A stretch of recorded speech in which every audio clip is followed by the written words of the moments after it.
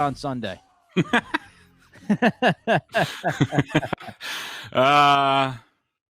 Yeah. I mean, look,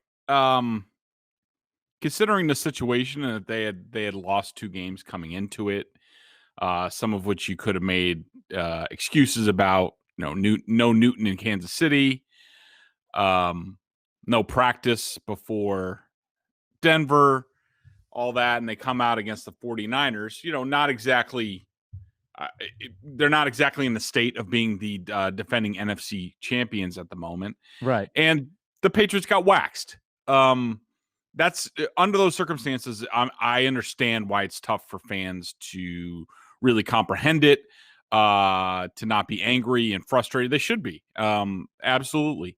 But I do think, hopefully, I mean, look, a lot of what I'm going to be saying today on this pod is going to be a little bit of hope and a little bit of optimism, because I really don't have any other choice. But things like Sunday do happen in the National Football League. Right. They do happen to the Patriots. They usually have a stinker at some point. We thought it was the Denver game. It went lower in this one. But in general, what happened? In general, what happened was Kyle Shanahan took Bill Belichick over his knee and was merciless in the spanking that he delivered Belichick's baby on defense. The Patriots just were completely, and I was more surprised at how inept they were on defense than they were on offense. Yeah. The first couple drives of the second half, I was actually a little bit optimistic after watching it. They actually strung together 4, 5, 6 successful plays in a row without a grenade going off. And so I saw signs of, okay, there's something there. The running game was pretty good throughout. Just every time in the first half they tried to pass, it was a disaster again. But defensively, Kyle Shanahan, who is one of the best game planners and strategists in this league offensively, especially in the running game, he saw through what Bill Belichick's been trying to do. And you and I have been talking about it for weeks. The Lollipop Guild, the Lilliputians out there for the Patriots, because they don't have any linebackers. They don't have any defensive linemen. And what Bill Belichick had done up to this point is basically try to create an illusion to fool lesser offensive coordinators and coaches into throwing into the strength of his team. The whole strength of this team, and you can make an argument about the offensive line when it's healthy, is the secondary. So what Bill Belichick, everything he's trying to do, whether it's get a lead, play ball control, the number of people he puts in the box, the pressure he puts, all of that is orchestrated to get a quarterback who's going to make mistakes throw into his secondary that's going to turn those mistakes into turnovers and give his offensive more chance. Kyle Shanahan saw right through all of that. He said, I don't care how many guys you put in the box. I know it's Adrian Phillips and Terrence Brooks and this small guy and that small guy and linebackers who can't run sideline to sideline or hold up in the middle of the field. And Kyle Shanahan said, go ahead, do that. I'm still going to run it down your throat. I'm going to run it down your throat 18 different ways, from the outside to the inside to this way and that way. I'm going to throw once in a while, and I'm going to throw on Stephon Gilmore against George Kittle's going to own Stephon Gilmore, and you're not going to stop me all day long. And that's exactly what happened. Yeah, I mean, I was watching this game, and I thought the first drive for San Francisco was a microcosm of the entire game. You've got a chance to, on third down, get them off the field. You have Jawan Bentley one-on-one with Jimmy Garoppolo, and dude can't wrap him up and take him down. And then you have Bentley on I guess it was a miscommunication, that swing past Deebo Samuel. Bentley trying to cover for Jonathan Jones, I guess, and, he's not fast enough. Just the unathletic linebacker position with Bentley out there just showed itself over and over and over again. And we know that this team is thin at linebacker. You hope that Jennings figures it out. You hope that Uche gets on the field and does something. But aside from those two things happening, it is a vast wasteland in the middle of this defense. And we've known it from the very beginning. We've talked about it, Greg, you and I, that they got to play 7 defensive backs, 6 defensive backs. They're playing sub packages constantly, nickel, dime. They don't want to put guys out there and expose them. And, Shanahan ate it up. He ate it up and he spit it out. And they had absolutely zero answer to what Shanahan was going to do. Of course, the other part of this game that was a major, major concern. Last week against Denver, you look at it, you'd say, okay, the circumstances. I gave them the benefit of the doubt. I think they deserve the benefit of the doubt with all the craziness that was happening, the lack of practicing, all that stuff, right? Benefit of the doubt against Denver. Cam wasn't good whatsoever. You hoped to see some progress, at least a sliver of progress. We didn't see that from Cam. What's going on? Yeah, it's a great question. And one more thing on the defense that I wanted to point out. This is when you knew it was over. When the Niners, before the end of the first half, when they ran 16 yards and some guy named Jeffrey Wilson, who, mind you, was a college free agent in 2018. Yeah, it looked like Bo Jackson. He did throughout the game. But he ran 16 yards untouched. 16 yards into the end zone. That was one of the most embarrassing displays of run defense I have ever seen in my life. Hideous. And so I just had to get that off my chest. But Cam, speaking of insulting things to watch, Cam, he was still in the same area that we saw him last week. He's missing open plays. It was all over the first half. When it does come to a right decision, he's late with stuff. The interception, the first one, the force was just, a dumb mistake that he just should have quickly. There were really only 2 options on the play. He just should have went, all right, that's not open. I run. And then I don't know what he was trying to do. He could have, if he was going to throw to Myers there, it had to be to the sideline and late, as Myers did put up his hand at one point running across the field. I saw that on the coach's film, but it's the same stuff. He's not trusting his eyes. He is not taking the coaching from the practice field now that he's actually been on it and applying it to the field. You also have mechanical breakdowns, like the out to Jacoby, to Jameer Byrd on third down. That was right there. He doesn't step into it. It's just right now, Cam Newton's a mess. He just is. And I think whatever happened, that the COVID thing, I don't think that he actually had it. He was asymptomatic. I know everybody wants to say, oh, he's in a COVID fog and this and that. Well, first of all, he was doing some of these same things against the Raiders in that win before all of this. Second of all, he didn't have any symptoms. And I don't see any difference in his game. He's still snapping off throws. It's not physical. He's not throwing to his right for the first 2 weeks in a row. I don't know what that's about. But in general, he's just not playing well. And I think the only place Josh McDaniels has to go to start this, and some of it, he talked about it today, is they just have to find the place that they can execute, that Cam's going to throw it to the right spot. Yep. That when they say, all right, Cam, here's what you do, throw it, like, there's a bang action to N'Keal Harry or a bang action here. He's got to throw it on bang. He can't wait. He can't look around. He's got to do it, because that's the way the passing game is timed up. And right now he's not doing anything right. Yeah, I mean, he's not reading the progressions. And, the first thing I said to myself after watching that game was make it as simple as you can. And maybe they've tried to do that, but if they've tried to do that, make it even more simple. If it's, hey, this guy's running the slant, hit him. All right, we're going to run a bubble screen, hit him. Okay, running back screen, hit him.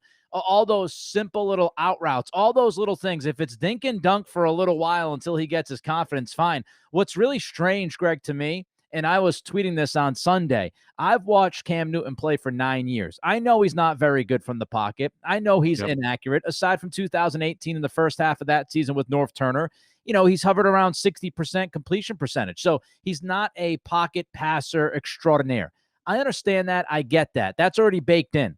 The issue that I have is this guy doesn't look like he's ever played football. He literally looked like a duck out of water on Sunday. He looked lost. When he could run, he decided to hold on to the football. When he doesn't have to run and has guys wide open, he's trying to run the football after holding on to it for 5 seconds.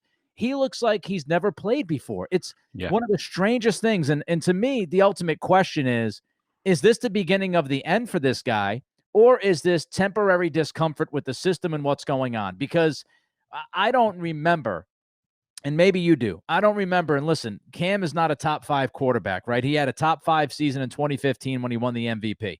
But he's been a top 10 to 12 quarterback when he's healthy.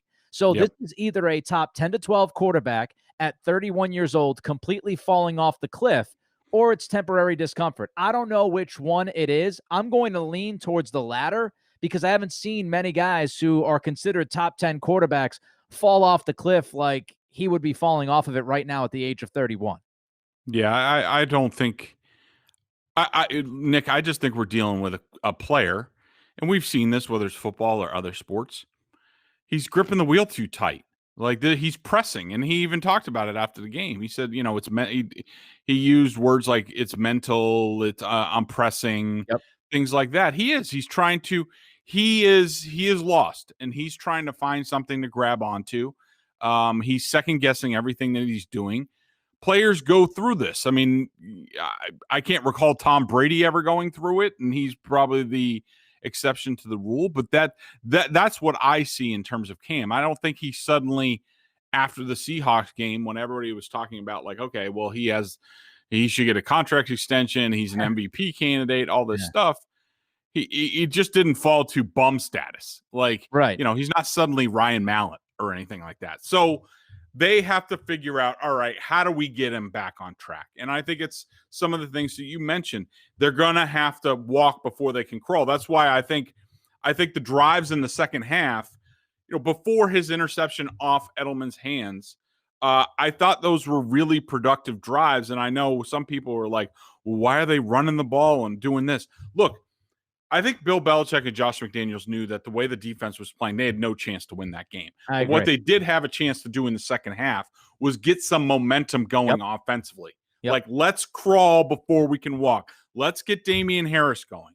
Let's throw some screen passes. Let's do this and that. And I thought it was successful for the most part. I mean, the first drive, they go down, and right up until Cam took a bad sack at the 21. That was a bad sack. They end up having to get a field goal. Then they come back down. They're at the San Francisco 34, and he presses again and sort of has a brain fart. So at least we're talking multiple plays, so they were doing some good things. But I think that's where it starts. And I also think, Nick, what a lot of people aren't considering is that the Patriots just played, or at least Newton just played, 3 teams that are unfamiliar opponents for the Patriots. So he didn't play well against the Raiders, the Broncos, and the 49ers. So those are all uncommon opponents for the Patriots coaches. That's not an excuse, but it's a little bit harder because you don't know them as well to game plan, even though I was a little bit dismayed by the 49ers because it's a similar defense to Seattle, and be that as it may. That's why I think this week against the Bills is so important. Not only is it the Bills, they're getting back into the division, which for everybody associated with the Patriots, it's in their wheelhouse. They own Sean McDermott's Bills. They know exactly what to do. They know Kyle Allen. They know. And here's the other big thing. Sean McDermott was Cam Newton's defensive coordinator in Carolina for 6 seasons.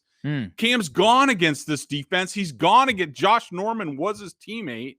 Like, this is now back home week for the Patriots. So, yes, it's been really crappy up until this point, but it all comes down to the division now. They win this game against a familiar opponent and scheme.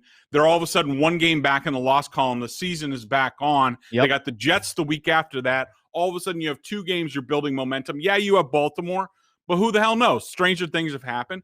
And now all of a sudden the season is a lot different. Yeah, I agree with you. I tweeted this out the other day. I think it was yesterday. I tweeted like maybe this is an unpopular opinion, but I'm not going to fire this team or Cam into the sun until I see Of course, Sunday's it's game. unpopular. If You have to scream and yell, and it's over. And I miss Tom, and Bill was wrong. Tom was right.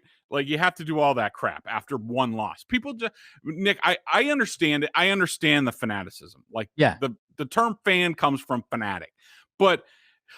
And I don't know if it's because we're all cooped up more, but this year seems more odd than ever. Where people every week they're like, "Oh, wait, it's so because wait, they've been Tom, waiting. It's because they've been waiting for it, Greg. It's the people that have been waiting to say, "Oh, Brady should have stayed here," and now Brady's in Tampa, and Belichick got Brady out of town, and et cetera, et cetera.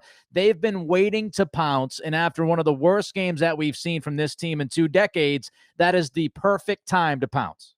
So wait, I'm supposed to say that Tom and everybody was right after they just ripped through the Packers and the Raiders defenses, which are two of the worst in the league, and plus the Bucks defense gave up 15 points. Like don't people like learn from like week to week? Didn't they learn from after week 4? Oh, well, the Bills were just the greatest thing ever, and Josh Allen was MVP. How did he do the past 2 weeks? Like, people just need to relax. Like, this season, more than any other, is just completely schizophrenic, where you don't know what you're going to get from week to week. I mean, the Bucks have the Giants this week, so they'll win that game. So I guess it's the greatest thing ever. Look, the Patriots are going through a skid. We knew that the beginning of the season was going to be a challenge for them. I had them starting the season 4-6 and still winning the division, and it's still there in front of them. I just think people need to they just need to take a beat. Like, it's not, yes, it doesn't look like years past. It's not going to be 14-2, but there are other ways to skin a cat in the NFL. I think there are things, you watch this season play out. I always try to take the big picture approach, especially through the first 2 months or so of an NFL season. And when you look at this team, I understand it was bad against Denver. I do think those were mitigating circumstances. I think if you had normal circumstances, they likely win that game. But hey, all right, they lost it. They lost it. Fine. That's what's on the record. That's what happened, right? And then last week, there's no defense of that. It's a dumpster fire. We all saw it. We all understand it. And I Yep. believe that you can criticize a team on a given week and not give up and say the season is over. Some people cannot calculate that. Some people need to say one or the other. It's black or white. Plant the flag in the ground week 6 or week 7. That's how I feel about the team. Nothing's going to change. It's over. I've seen it. It's bad. I'm moving on. If they want to do that, fine. I like to take more data in. I like to watch the game and say, okay, well, is there any kind of progression here? And when I look at the big picture, honestly, you've had what? You've had, I'd say from Cam, you know, 2 good games, and actually, I'd say 2.5 good games, 2.5 bad games, if that makes sense. Like, the way I Mhm. look at his season, I say that he was good against Miami, especially that it was the first week of the year, and he's just getting his legs underneath him after being out Yep. since week 2 of 2019. So I say that's a good week. Seattle was obviously his best game of the season so far. The Raiders, I thought in the first half he wasn't good. I thought in the second half he got better. Was he great? No, but he got better. So I think he's had 2.5 good games, and I think he's had 2.5 bad games. The first half against Vegas, and then the last 2 times out against Denver, and now against San Francisco. So, big picture, he's pretty much split his season 50-50. It's all about whether or not they can get this thing back on schedule. And if he gets some kind of comfort from, doing things simple like we're talking about. Another issue, Greg, we talked about this at the beginning of the season. This offense is going to be useless unless they can run the football. And Yep. against Denver, they couldn't run. And again on Sunday, they could not run the football. That's going to be a problem. They need to establish the run. And one question I have for you, because I know he's on your hot list this week. Can we stop with the 50-50 with Burkhead and Harris? Can we just run Damian Harris? Can we give that guy 20 touches and see what he can do? I understand that Bill Belichick has a love affair with Rex Burkhead. He cannot get away from sexy Rexy. I get it. Mhm. But Harris, I think, is the future at running back for this team. Every time he plays and is given at least some kind of consistent touches, he produces. Give him 20 touches. Let him be the guy. Yeah, and I think if there's any week, I hope it's going to be this week, because another reason why the Bills are a really good matchup for this Patriots team is because the Bills can't stop the run to save their lives. Like, this is the Yep. perfect opponent for the Patriots. They can't stop the run. Plus, they know what they're going to get coverage wise from the Bills. And I agree. I thought the more Harris plays, the more dangerous he looks. I mean, Agree. every time he touches the ball, you think he's going to get 6 to 10 yards, and if he gets a crease, he could take it to the house. Where Sony, you're lucky if you get 2 yards, maybe a maximum of 6, and if he gets lucky, if there's a hole the size of the Grand Canyon, like he might get 30 yards. So I agree with you. I want to see more. I want to see more Harris, and I think hopefully for the Patriots' sake, like this is a get well game for them in a lot of different ways. And plus you have a quarterback on the other side and Josh Allen, who, yes, he's dangerous athletically, and they're going to have to account for that because the Patriots have always had issues with that. But if they can keep him contained and make him throw the ball, he is a guy who's going to make mistakes, not only throwing, but when you pressure him, he is very loose with the ball, and he's just a turnover waiting to happen. Another guy that you have on your hot list is Jacoby Myers, and he comes in after I thought, Cam, that was somewhat of a hospital ball, middle of the field.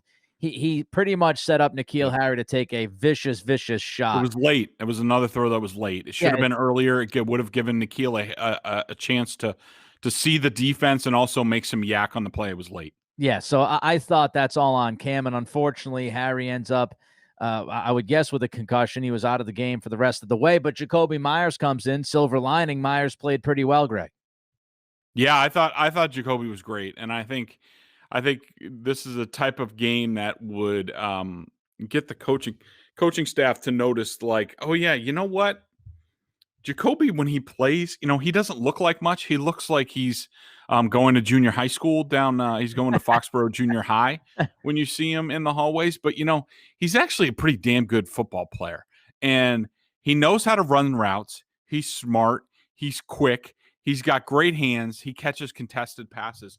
What's not to like? And like maybe this N'Keal Harry injury, because I don't think we're going to see him anytime soon, given his history. Apparently, he had a lot of concussions in high school. Yeah. Give Jacoby a chance. Like, can we get in this political age? Can we go a Harris Myers ticket? For the rest of 2020 to sort of get the Patriots, to a new place, a better place. Yeah, I mean, I wouldn't mind seeing Myers out there. I wouldn't mind seeing Gunner out of the slot a decent amount. I wouldn't mind trying to get, Dalton Keene or Asiasi going, whichever one is out there. And I'm not saying force feed him the football, but, try to run some plays for him. My buddy Andy Hart always mentions this, and I think he's right. Before the Harry injury, run some plays for Harry. Get him the football, get it in his hands, and get that kind of momentum and rhythm for him to get going. I thought they tried to do that on the first drive, right? I think it was the second play of the game, right to Harry for a first down. And those are the kinds of things you've got to build slowly. And it really stinks because I thought before the Denver game, we talked about this, Harry was showing signs of improvement. He was. Now, it was a steady, slow progression, but he was getting better. He was making some plays. He was breaking some tackles. He was showing some elusiveness. And you felt like, okay, baby steps, but he's getting better. And then since that Denver game, to go right along with Cam, if Cam's not going, Harry's not going, and now he has the concussion. So he falls Yeah. right back. One thing on that, like Nick, I think you're right in many respects, but I do think that the coaching staff, from the way that they have used him, at a certain point they realize, you know what we thought N'Keal Harry was going to be, this guy, we'll use him on end arounds, we'll do this. He'd be like sort of like a little bit slower but more powerful Cordero Patterson Yeah. type of receiver. I think at some point very early on, maybe that first swing pass in the opener against the Dolphins when he got trucked by a cornerback, I think the coaches just realized, you know what?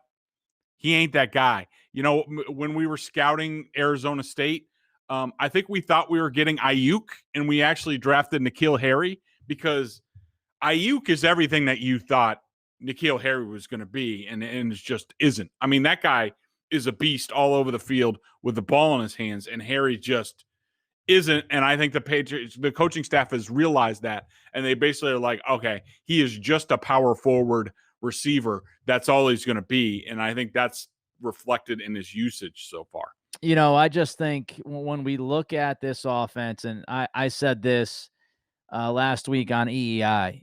We got to start trying to figure out the process here. And you and I have talked about this before, but it's rather obvious that on the offensive side of the football, the Patriots have struggled evaluating players. It's as simple as that. Mohamed Sanu, the second-round pick for him, the Harry pick, you can go on and on. Sony Michel with a first-round pick. They've invested. They've tried to invest in the offense. They really have. The problem is they've swung and missed. It's not that they're not shopping. It's the fact that the groceries they bring back, the groceries they walk out the store with are, not the name brands. They're the knockoff brands. And, is it Caserio not pushing back on Belichick enough? Is it Yes. McDaniels? Is it McDaniels not having enough of a voice behind closed No. doors for the offense? What is the process? Because to me, right now, offensively, looking at it over the last 4 to 5 years, it seems to be broken and something needs to change. Yeah, well, I mean, it's a few different things from people that I've talked about. Number one, yes, Caserio does not push back on Bill enough. There were some indications of that for a few years, but it's come home to roost in the past few, where people in the building just feel like Nick is not a strong enough counter voice to Bill to be like, all right, well, Bill, let's not do that. Like, let's do this. Let's stick to our plan. Let's not spend our first 3 draft picks on defenders when we talked about we're going to get an impact player at tight end or whatnot early in the draft. Let's stick to that plan. Let's not just junk it because you want to default to defense. And I think there's another aspect of this. I think, Belichick at one point, I think it was reported that he told one of his, maybe it was Saban, one of his college coaching buddies, that he said, you know what, the older I get, the more I just want to coach guys that I enjoy coaching. Yeah. That is great and all, but you're leaving a lot of talented players off the list. I mean, what about the guys who are talented, maybe a little bit of a pain in the ass, but they mature, or you can shape them once you bring them into the building, like that type of thing. I think, Sony Michel, hell, I'll tell you, Sony Michel is a dynamite young man and a type of guy that you'd like to be your buddy and hang out with. But you know what? I sometimes you want the a-hole on your team. Sometimes the a-hole is good to have. It gives an attitude. It gives you talent. And I think that you look across the board as far as wide receivers, tight ends, running backs, linebackers, places where you have attitude with talent. There's a talent deficiency there, and it's time for them to go get more talent and then figure out the other stuff later. Yeah, one more thing I wanted to hit before we get to the BostonSportsJournal.com member question of the day, the linebacker issue. I mean, we touched on it a little bit earlier in this episode, but is it at the point now, Greg, where just throw Uche and Jennings out there to see if they sink or swim? Is it to the point where just take the linebackers off the field even more and just play defensive backs because you know that position just isn't talented enough? What do you do if you're Belichick over the next 3 or 4 weeks at that position? I don't know. The short answer is I don't know, because Bentley and Jennings were awful in this game. They were horrendous. They were in the wrong places. They couldn't set edges. They couldn't take on blocks. They were in the wrong places. Like Kyle Shanahan basically, not only was he not afraid when the Patriots put numbers in the box, but it seemed like he watched the film and he said, you know what? Their linebackers suck. So we're just gonna toy with them all game long, and that's what they did. And Jennings was making mental mistake after mental mistake. I don't know how much he's going to see the field after this, and he's the guy who actually earned the trust of the coaching staff more than Uche did before he got hurt. And we'll have to see if he's even activated this week. The clock is still running on him. I mean, it wouldn't hurt, and he certainly has speed. He's a little bit undersized, so he might get trucked in the running game. But I think the Bills are one of these teams that they'll get undisciplined. They'll want to make their throws with Josh Allen, and so they won't be as disciplined as Kyle Shanahan. So maybe this is a good week to get Uche in there. But right now Brandon Copeland tore his pec. I mean, as I said at the time when I tweeted at the time, I said, so they've gone from 0 linebackers to 0 linebackers. That's basically where they are at this point. Yeah. Yeah, it's bad. BostonSportsJournal.com member question of the day. Check them out over at BSJ. 11 cents a day on their annual plan. Not only do you get top-notch analysis of all the Boston pro sports, but if you're a Patriots junkie, and of course you are listening to this podcast, then a membership at BSJ gives you access to a ton of video analysis Bedard does on the coach's film and direct access to him in weekly chats. The question of the day comes from Cano58. What's up with Winovich? Is he in Bill's doghouse? Yeah, it's a good question, and I was just looking back at my other game charts to see if there were any glaring. I don't remember anything glaring with Winovich, but I wanted to, because basically it's this. I know it was shown on the TV that he got that penalty when Garoppolo acted, and he was talking with Bill on the sideline. Yeah. Belichick said that didn't have anything to do with anything. Look, he was a sub. Even before that, he was a sub rusher in that game. He was just a specific package guy. He has gone from everyday linebacker or every down linebacker to a one down linebacker where he was as a rookie. And there's no other reason for that than something they didn't like on film. I was just looking back because it really started after the KC game, and I have him for a minus on pass coverage in that game, and that might have been him not sticking with a back out of the backfield like he should have. Winovich does a lot of undisciplined crap. I'm looking back at the Raiders game. There was an edge that he messed up for 23 yards. He also had a missed tackle. He did have a productive game in that game, and same with the other one, but look, the Patriots have at one spot where they have a lot of options. It's on the edge, whether it's John Simon or Shalik Calhoun or Derek Rivers, who I thought Rivers played really well in this game. And I would not be surprised if he has more of a role against the Bills. But I think Winovich he's lost the coach's trust, and he does a lot of, not a lot. I don't want to say a lot because that's not the correct adjective, but he